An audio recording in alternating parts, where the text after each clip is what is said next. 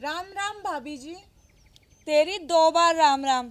मुझे एक बात बता, तुझे घर में कोई काम नहीं है क्या? ये आप क्या बोल रही हो भाभी जी? ठीक बोल रही हूँ मैं। तुझमें शर्म नाम की चीज नहीं है क्या? हर दूसरे तीसरे दिन मेरे घर मुंह उठाकर चली आती हो। भाभी जी, आपसे और भैया से मिलने का दिल कर रहा था, इसीलिए आप दोनों से मिलने के लिए यहाँ चली आई।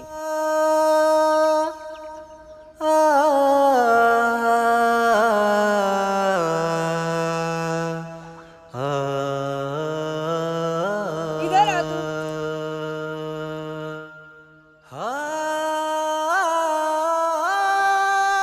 अब मेरी बात कान खोल कर सुन तू। हमसे मिलने का तो बहाना है तेरा। पैसे मांगने आई होगी अपने भाई से, मंगती कहीं की। भाभी जी, मैं मंगती नहीं हूँ, मैं हालात की मारी हूँ। अगर आज गुड्डी के पापा जिंदा होते ना, तो मुझे ये बातें कभी भी नहीं सुननी पड़ती। और भाभी जी, अगर एक बहन ने 500 रुपए अपने भाई से मांग लिया, तो इसका मतलब वो मंगती होगी। वो मेरा भाई है भाभी जी। और अगर मुसीबत के टाइम वो मेरी मदद नहीं करेगा, तो फिर मेरी मदद कौन करेगा भाभी जी? अपनी जबान को बंद कर और फालतू बोलने की जरूरत नहीं है। आज के बाद इस घर में कदम मत रखियो। चल यहाँ से। भाभी जी, मैं चली जाऊंगी, लेकिन सिर्फ एक बार मैं भैया से तो मिल लूं। इससे पहले कि मैं तुझे धक्के मारकर निकालूं, चुपचाप चली जा यहाँ से।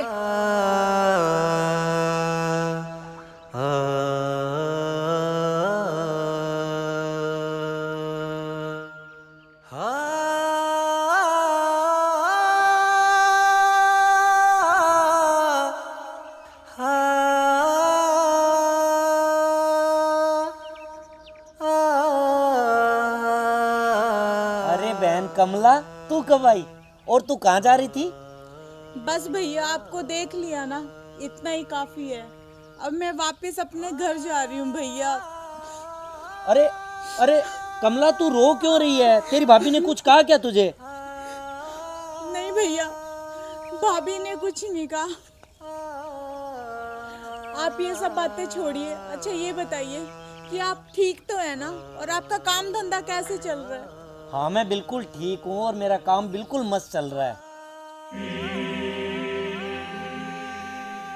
हो गया भरत मिलाप। चल अब निकल यहाँ से। तू ये क्या बकवास कर रही है चमेली? ये मेरी बहन है। और मैं तेरी पत्नी हूँ। अब चुपचाप चल अंदर। चमेली, तेरा दिमाग खराब हो गया है क्या?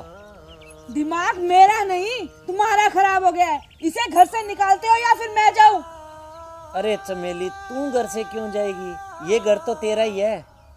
बहन कमला, मैं तेरे आगे हाथ जोड़ता हूँ, तू इस घर से चली जा, मुझे चैन से रहने दे।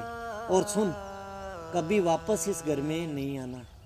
और ये सोच लेना कि तेरा ये भाई मर गया।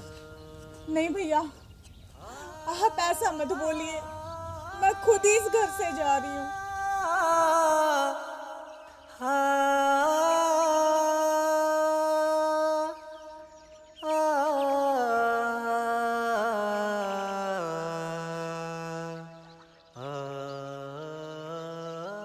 इसीलिए हमेशा कहा जाता है कि बेटियों को शिक्षित करना चाहिए। जैसे कि इस वीडियो में मेरे साथ हुआ, भगवान ना करे अगर किसी लड़की पर ऐसी मुसीबत आती है, तो पढ़ी लिखी होने के कारण वो अपने पैरों पर खुद खड़ी होगी, अपने परिवार का भरण पोषण वो खुद कर सकती है। कम से कम मेरी तरह वो किसी पे मोहताज तो नहीं होगी ना। और साथ ही साथ एक बात और, कि बेटी बचाओ बेटी पढ़ाओ।